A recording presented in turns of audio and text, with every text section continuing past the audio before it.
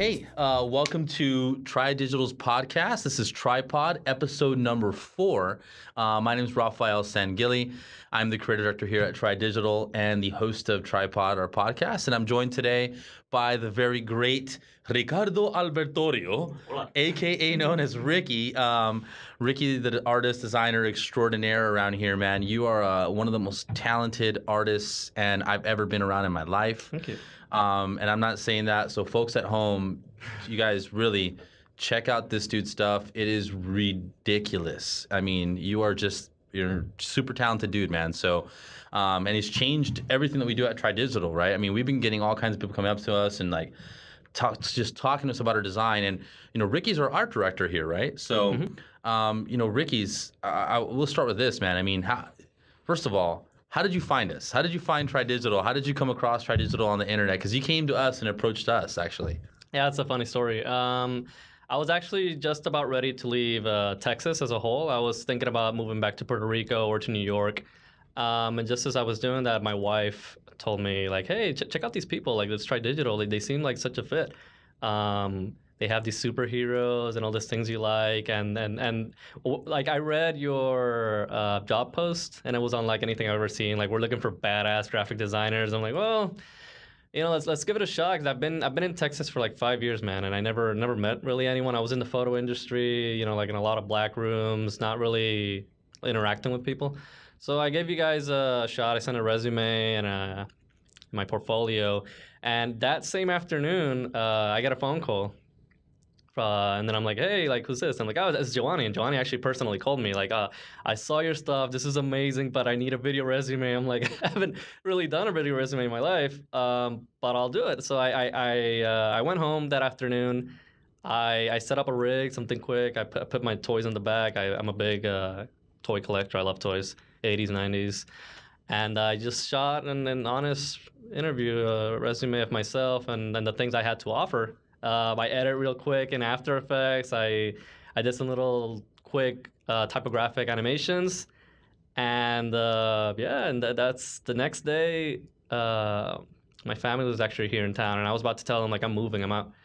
And Gio calls me. I was in the Scarborough Fair at the time. I love medieval things, and he gives me a call. He's like, "Dude, we're ecstatic. We love you. Everyone saw the video here. Like, we want you to be part of the family." And I was like, "All right, new beginning. Let's do this." And here I am. That's amazing, man. Well, we're happy to have you, Ricky. You do great work out here, man. And maybe talk a little bit about just kind of how you got in. Have you always been an artist like your whole life? Has this been a big part of you? Have you, like, you're the little kid that was always drawing all the time on walls or whatever? Yeah. Or how did you get started with art as a part of your life?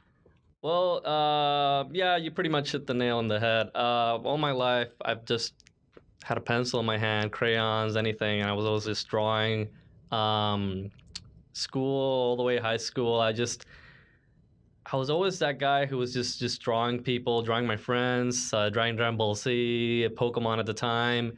And it's funny because, like, I never really took notes in class. I was just always drawing, but I would remember what the lesson was by looking at, like, remembering the drawings I would do. So I still graduated honors and such, but I always was focused on art.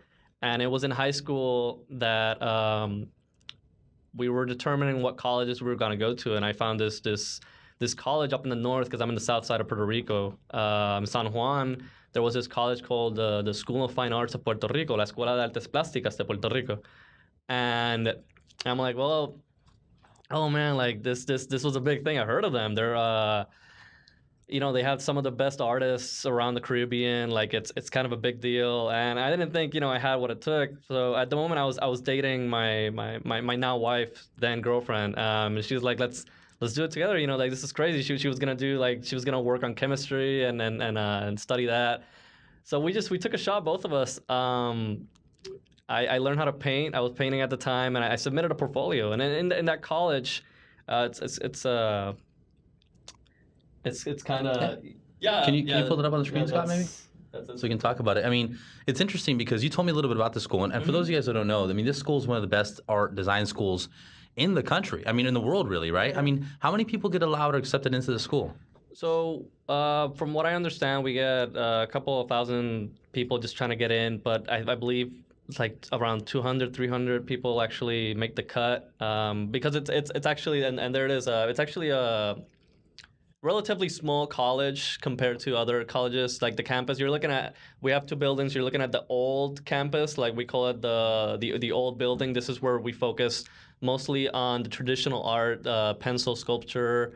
And this is in front of El Morro, which is I say El Morro, El Morro, which is You can say I've been in Texas for a while, bro. yeah, I've been in Texas for a while. I don't even can't roll the R's anymore. So yeah, like we had a great scenery. Like you see the ocean back there. We literally were like, you see El Morro, which is like the Fort of Puerto Rico. We were just in front of it. So it's great for inspiration. So yeah, and you can either go in two ways, like either portfolio or seminar. I actually got accepted by my portfolio. Like my portfolio, they deemed was good enough. My digital art at the time and classical paintings. Yeah, that's pretty much it. Look at the school now. I mean, that's crazy. And you know, being from Puerto Rico, you know, the storm that hit, the two storms that hit was really, really devastating. I can imagine. I mean, how's the school holding up? Is it still around? I mean, is it still looking good? The building took a little bit of a hit. The classrooms are a little up right now. But the students, you know, the thing about Puerto Ricans, and I think like people from the Caribbean, you're Cuban yourself, we're fighters, man. Like, no matter how hard those things hit us, like Maria was the last hurricane. It kind of brought devastation to the island. But you know, if you go to their Facebook, you still see students are just and professors are giving classes around like the college, in the streets. But people are drawing in the streets. They're just we're going to like public libraries and then still giving classes. You know, like we're not gonna let that just slow us down. Yeah. There's always a way around. Yeah, absolutely. I mean, you guys are very resilient. I mean, it's funny considering how much crazy devastation. This is some of the shots we're still seeing out there right now.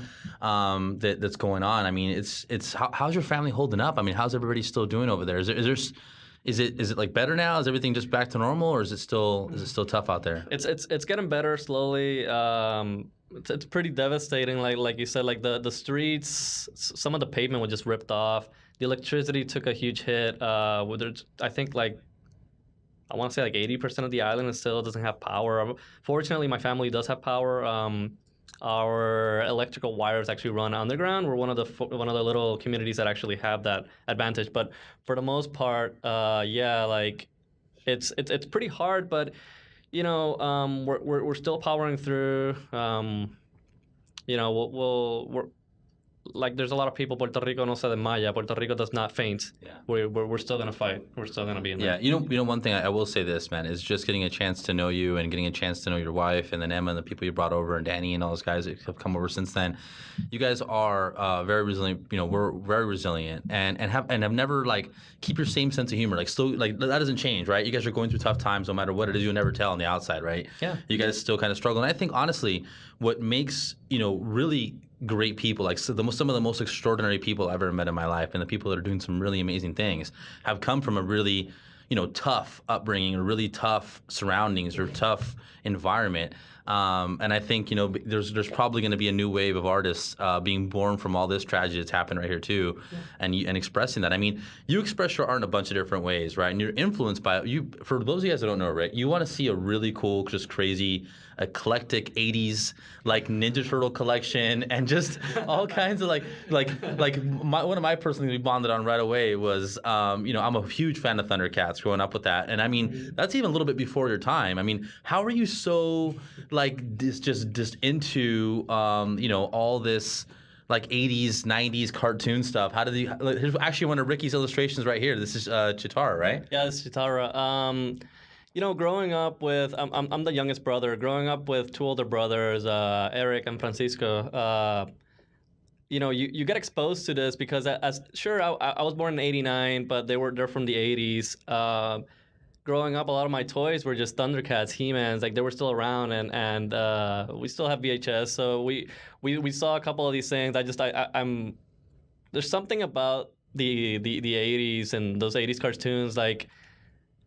The hero is always going through a lot, but he never really loses who he really is, and I really like that positive attitude, and it's kind of something that's always like that's always been around me. It's like no matter how hard things are, you always keep a positive attitude, and things will turn out good for the best. So that's pretty much how I know so much of the 80s. Well, he's definitely influenced a bunch of our style here internally. I mean, and you're also you're like huge into making toys as well, right? Yes, that's actually, it was one of my side things. I love toys. I'm passionate about collecting figures. So much so that what you're looking at right now, this is something I made back in college, together with a friend of mine called Saul. We wanted to make figurines, vinyl collectibles, and this is actually some of the 3D art. I believe there's actually some renders in there with like the 3D prints. Um, yeah, there it is. So this was my seminar piece, and Wow, yeah, super cool, man. what I wanted to do was, it's called I called it plastic shoe, but some of these things, as you'll continue to see, were inspired by Puerto Rico, the culture, the folklore. This was kind of inspired by some of the native Puerto Rican, like the Taínos. They used to make these drawings in stone, and I kind of saw that. I took some of the shapes, and together with a friend of mine, We'll give a little we brought background it to on like life. what is a taino? What is this? So Taínos are the Puerto Rican natives. Okay. They were there before, of course, before like the Spanish and came over and they colonized. Um, they used to make these stone carvings of their gods and their different deities, and some of them were really interesting looking. Like a lot of them worship like the sun, the different animals around, but they had their own ways of interpreting them, and some other things are kind of abstract. So yeah, like these are some other gods, and I just took the shapes. I kind of modernized them a little bit, made them a little round, a little more friendly, and yeah, they were big in sculpture, and I like sculptures as well. So I wanted to kind of interpret it and give it like a modern twist, and that's where the toys kind of came in. Nice, man. And there's also some culture there from the hometown. I was born in Ponce, which is like the monster with the big horns. It's we have these suits called the Vejigantes, which are these costumes that look like devils, but they're actually to ward off evil spirits. Wow, And cool. one of the toys was actually one of those. The Vejigante? The Vejigante, yeah. That's awesome. And where does that folklore come from? Is it just like old tale that's been around, passed around town? Or? A lot of that folklore comes from so our Puerto Rico has some Look at that, that's crazy. African influence. Of course, like at the time when we were being colonized by the Spains, they brought a lot of African slaves, but they mixed in with the culture. That's the thing about Puerto Rico. Like a lot of these cultures got together and they mixed up, and this actually comes from Africa. And we just kind of adopted it and made it our own thing here. And in my town in Ponce, this is a big festival that we do every year. So we adopt things from Spain, from our native Puerto Ricans, and from Spain, and yeah, this is where a lot of this thing comes from. That's amazing, man. And then so like when you started getting involved in like art and stuff like that, I mean, do you notice that like a lot of your influences from your hometown and that stuff, does that bleed through into some of the mediums you're using today, or? Of course, certainly. It's kind of funny because Ponce, which is where I'm from, the South, it's very much like Texas. We're very big on our ego. We believe that we're rough. Don't mess with Texas, kind of don't mess with Ponce. Ponce es Ponce, resto es parking, we say. So it's like a lot of that attitude, a lot of that personality. I can't just hide it. It just bleeds through me, and then some of the art as well. That's amazing, man. And then, so what's your favorite medium to work with now? You started with toys, you started doing some plastic stuff, and then you obviously can draw. You're an amazing artist. But what's your favorite medium to work with now, or what you're most excited to kind of play with today? So yeah, definitely digital art, Photoshop. I love to take things from my childhood nostalgia and just kind of give it my own interpretation, my own twist. And yeah, my main medium right now is just Photoshop, using the tablet, the Wacom. Right now, I was using the Microsoft Surface Pro, which we have here in Tri Digital, and it's been great. It's fantastic. I mean, it's been super cool. For those of you guys that don't know, so you guys, people love our business cards. People have been coming up to us like our business cards, and also if you guys go to our website, Tri Digital's website, you'll see the art that Ricky's turned us all into different characters and different superheroes or different people that we feel kind of, I guess, we most represent. And he was actually drawing live at the IT Nation and filling out some of these illustrations, so it was amazing. But you can see some of some of the influence and some of the art influence just coming through right there. I mean, well, let's start with this beginning, Ricky. I mean, first of all, how did you get the idea to even turn us into these art characters and make us into these things? Is this something kind of you came to us with this idea? Right. So Gio kind of had an idea that he wanted to portray us as superheroes. And I guess Gio had a plan when he hired me. And actually, this was one of the conversations we had, like, because I was a decent graphic designer at the time, though I was still learning. But I was focusing more on my illustration. And I asked him, like, did you hire me just because of my art skill, or did you hire me as a graphic designer? He's like, both. Because here we don't just look for your standard graphic designer. We look for people who are exceptional artists that have as we say, like, we all have something that makes us unique, something that makes us super, which is part of our culture, like how we're all superheroes. So he wanted to show that off. And all of us, we all have the superhero we look up to. Maybe not just superheroes. We also have things from pop culture of references, such as Julian has as Attack on Titan. So it's different pop cultures, and they're kind of these personas that identify who we are. That's awesome, man. And yeah, it's like I guess the dude that smiles with the bloody baseball bat. So That's how you close sales. it's like close the sales. So actually, and going back to just IT Nation in general and how you've seen some of the art take place. I mean, this is your first IT Nation, right? What was your impression of just being there your first time, kind of being around all this stuff? What did you think? Oh, it was great. This was my first IT Nation, like you said. I've heard a lot of things. You hear that TriDigital is big, that we're doing all these amazing things, but until you're actually there and you get to see the reaction out of people, it's really humbling. A lot of people were coming to our booth, watching me draw, asking me questions, talking about like what TriDigital means to them and what we've done. And what we've done here is actually something very special. Gio, when he started this company with Richard, they sought out to redefine really how IT markets itself. And after this event, there's no shadow of a doubt that I think we've definitely accomplished it. You see these competitors and what they bring to the board, and then you see what we do, which is we focus on your people, your passion, your talent.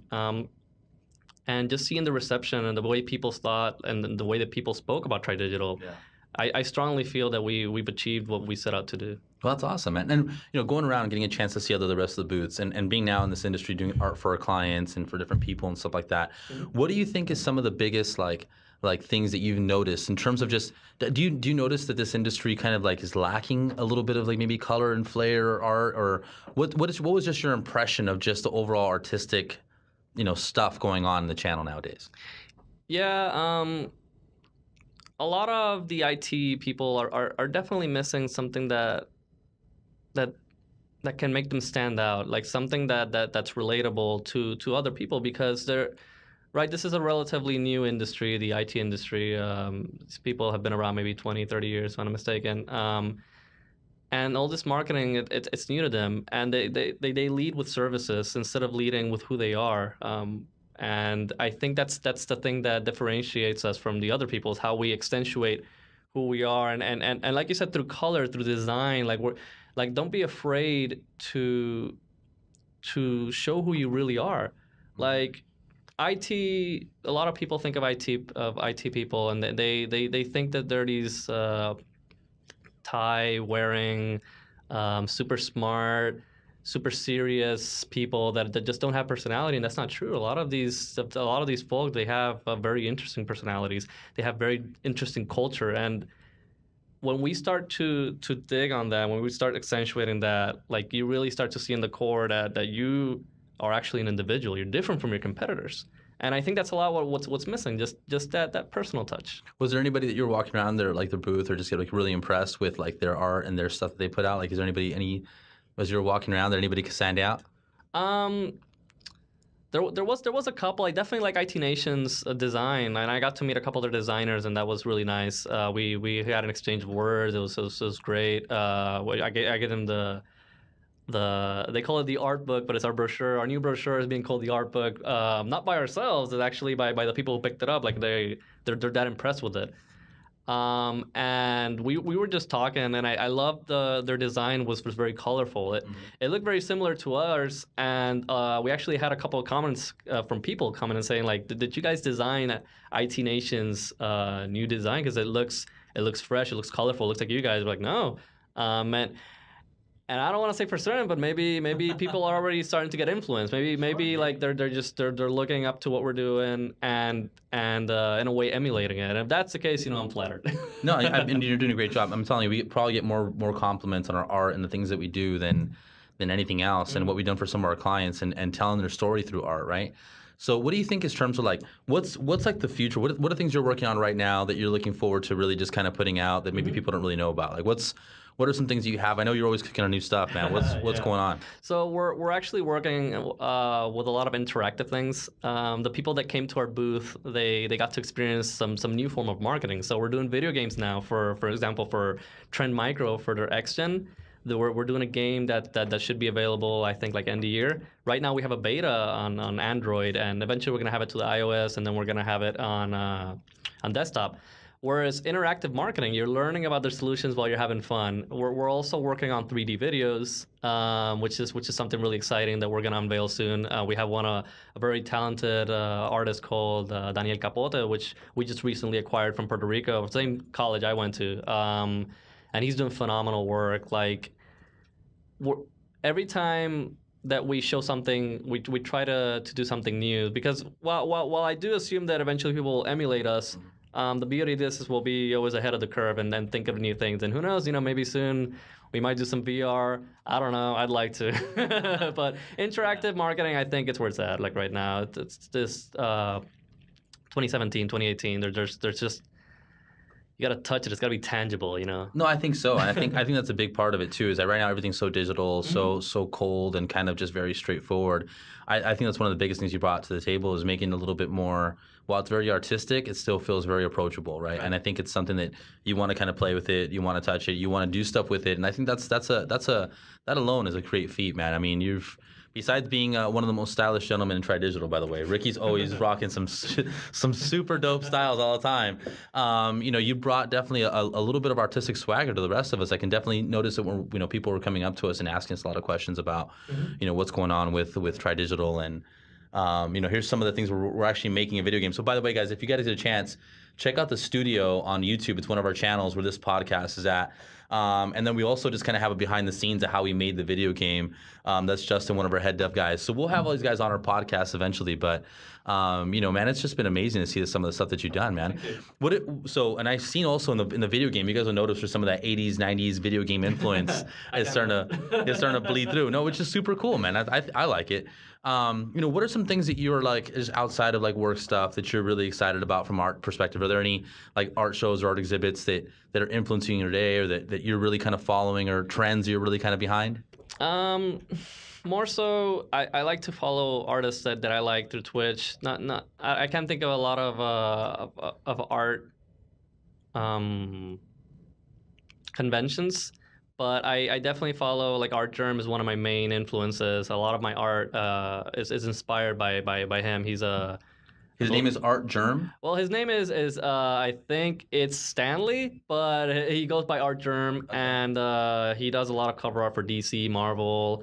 He does a lot of 80s, 90s things, so I definitely identify with his art. So I follow him a lot, and I always try to learn from whatever's new. Like Emma and I are actually looking into, and Emma is like another designer here. We're looking into taking our 2D drawings and actually making them like move, like putting bones and then like kind of animating them. But there's a software that when you make a drawing, you can actually move them around, change expressions. Wow. Like they can actually like interact, they can move. We're looking into that right now. We're studying it. So, maybe one day the avatars that I created here in Tri-Digital, like they'll be able to actually interact with you, and that'd be actually really cool. Dude, that would be crazy. I don't even know what to do with all that, man. I'm blown away by the shit we're doing right now. This alone is even better, man. Yeah, there's my look of disapproval constantly. I don't know why. Yeah, no, but it's great stuff, man. We're super stoked to have all the new exciting things you have coming out, Ricky. If anybody wants to follow you, like on Instagram or social media, where can they look you up? How can they look up some of your art and the best of stuff you're doing? Definitely Facebook. I'm actually working right now on Instagram. I know it's crazy. I don't actually have an Instagram yet, but I'm while in IT Nations, I was creating one. So soon I'll have an Instagram with R Albertorio, which is my last name, which is Ralbertorio. It's really long. It's my last name. And I'll be posting some of my artwork, some of the things we do here in Try Digital. We're definitely trying to have more of a social media presence. Reach out because the things we do are just amazing. Like they can't stay indoors. Like we have to show this to the world, which is why we're here doing this podcast. Yeah, I mean, that's one of the things I've been most excited about is not just seeing your influence, but then the people and the team you brought that work under you, and seeing what you guys have been creating together now and pushing out has just been awesome. There's Danny right there, 3D artist extraordinaire and jump rope master, and then Giovanni showing us how. Yeah, we have a lot of fun around the office too. When you work as hard as we do, you get a little punchy, you get a little loopy, and you start doing stuff like this. But honestly, Ricky, it's been a really pleasure. It's been a pleasure to get to know you, man. You're a super cool dude, very nice guy, and an unbelievably talented artist. So thank you for all the work you do here, man. Thank you for joining me on the podcast today. And any tips, last thoughts or tips you want to maybe give people at home about they're approaching their web design or art or the collateral pieces they make? Do you want to give people just a final kind of thoughts on that? Sure. One of the things that has helped me, not only in design but through life, I've always been very hypercritical of myself. Every time I produce something, every time I design something, every time something comes from the printer, I always look at it and I think, what could I have done better? What can I improve? And I always take notes of that. As soon as we got our brochure, we just recently got it. I spotted a couple of maybe 10 things that I could have changed. When I went to the booth in IT Nations, I was already examining what can I do to improve? What can I do to stay relevant?